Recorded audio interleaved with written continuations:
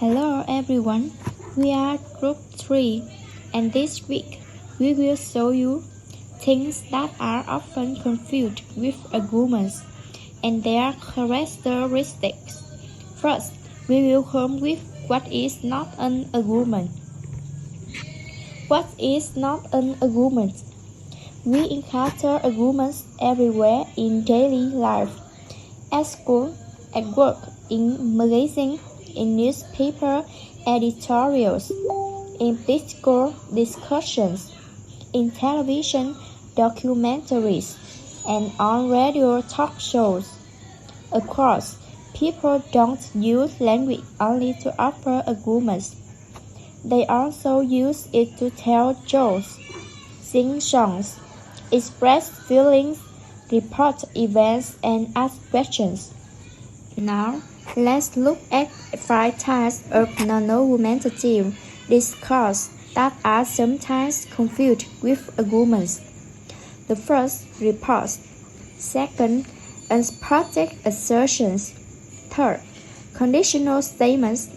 Fourth, illustrations. And finally, explanations. Second, report. The purpose of report is simply to convey information about the subject. In this passage, the authors are simply reporting a serious event. Their aim is to narrate and inform, not to offer the reasons why one statement should be accepted on the basis of others. Here an example. Government is legitimate according to Hobbes, because living under a government is better than living in a state of nature. The advantages of government are so great that it is worth sacrificing some of our freedom in order to bring about the advantages. For this reason, rational people could consent to sign a social contract and subject themselves to the laws and powers of a government. This is not an argument because the authors is merely reporting another person's arguments, not endorsing it or putting it forward as his own. Unsupported assertions are statements about what the speaker or writer happen to believe. Such statements can be true or false, rational or irrational, but they are part of argument only if the speaker or writer claims that they follow from or support other claim. Here an example. I believe that it is not dying that people are afraid of. Something else, something more unsettling and more tragic than dying frightens us. We are afraid of never having lived, of coming to the end of our days with the sense that we were never really alive, that we never figured out what life was for. Because there is no claim that any of these statements allow from or imply any other statements, this is not an argument. Three, conditional statement. A conditional statement is an if-then statement. Here are several examples. If it rains, then picnic will be cancelled. If at first you don't ski, don't try skydiving. Conditional statements are made up of two basic parts. The statement following the word is antecedent. The statement following the word then consequence. Conditional statement needs not be explicitly in if-then form. In fact, in modern usage, then it usually drops. For example, the following statements are conditional statements. So it rains, the picnic will be cancelled. In the event of rain, the picnic will be cancelled. Victor will graduate, provide he passed critical thinking.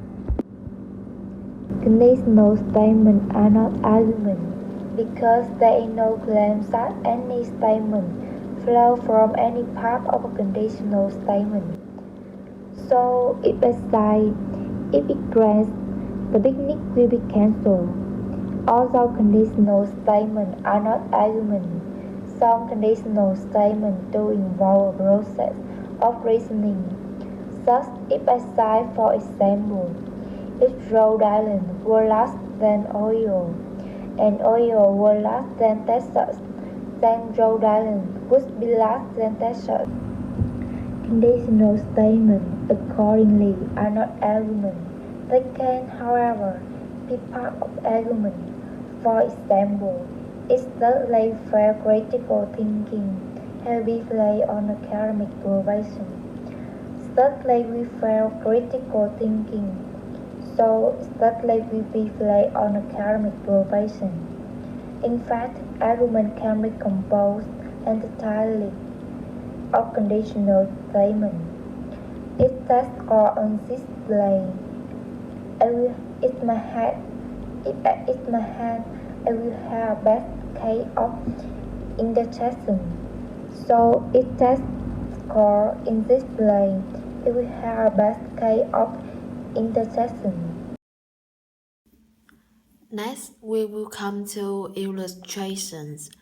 Illustrations are intended to provide examples of a claim rather than prove or support the claim. Here is an example. Many white flowers are edible. For example, daisies and daylilies are delicious in salads. Even though the second statement does provide some evidence for the first, this passage is an illustration rather than an agreement. Its purpose is not to provide convincing evidence for a conclusion, but merely to provide a few notable and representative examples of a claim. Distinguishing arguments from illustrations can be tricky for two reasons. First, phrases like for example and for instance sometimes occurs in arguments rather than in illustrations. For example, purists sometimes insist that we should say between when two and only two objects are present, among if there are more than two. This, however, is oversimplification. For example, no one would object to between in the main stumbling block in the present delicate exchange between Paris, Athens, London, and Ankara. Second, there is sometimes a fine line between illustrating a claim and providing sufficient evidence for the claim. For example, many of the world's greatest philosophers were bachelors. For instance, Descartes, Locke, Hume, and Kant were all unmarried. This is borderline case between an argument and an illustration. Without more information, we cannot tell whether the author's purpose was to provide convincing evidence for a claim or merely to illustrate the claim. Such cases are fairly commonplace and rarely pose any serious difficulties. The general rule here, as with other borderline cases, is simple. Critical thinkers call it the principle of charity. Explanations. Consider the following two statements. Titanic sank because it struck an iceberg.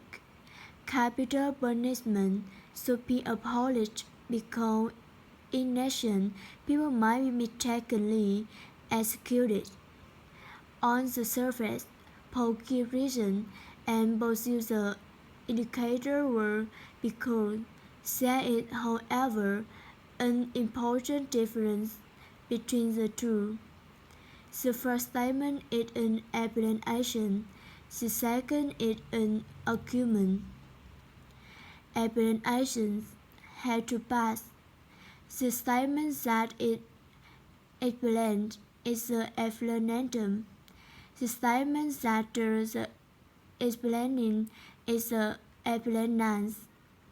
In the explanation, I fell down because I tripped.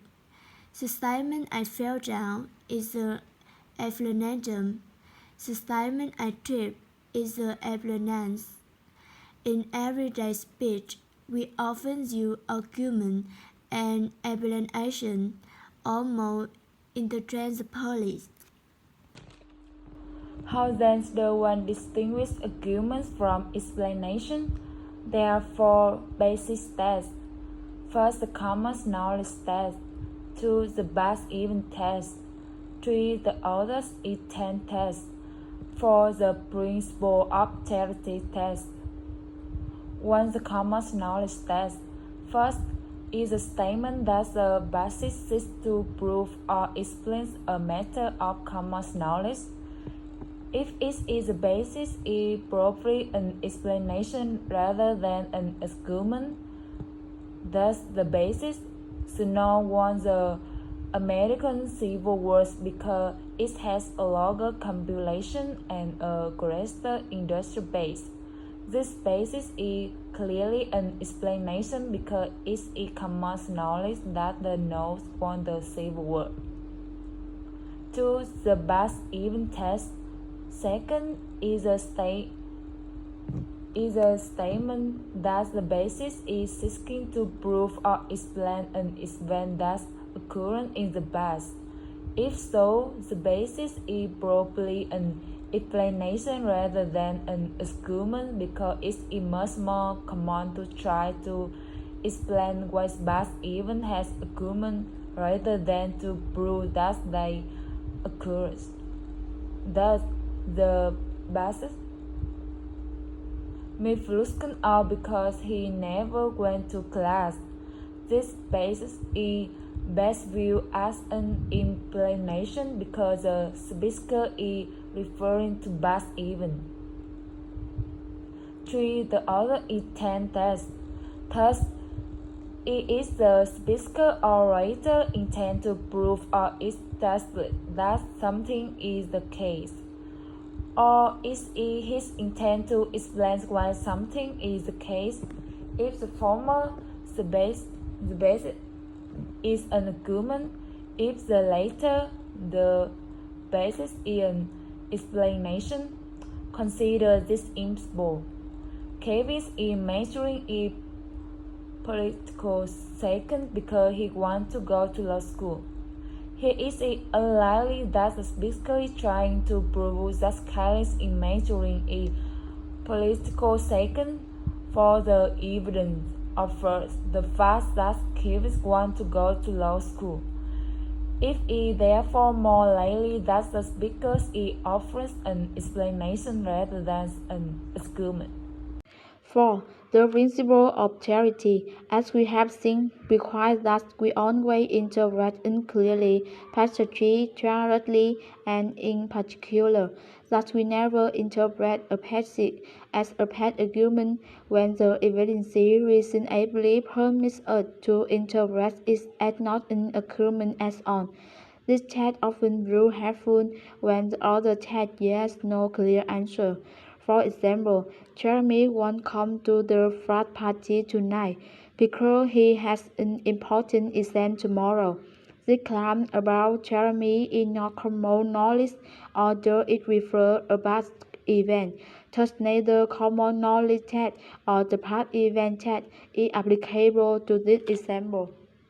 Summary. Number 1. One of the most basic critical thinking skills is that of recognizing arguments. Number 2. Arguments are composed of one or more premises and a conclusion. Number 3. Common indicator words include therefore, consequently, thus, because, and since. Number 4. It is important to distinguish arguments from various kinds of non-argumentative discourses.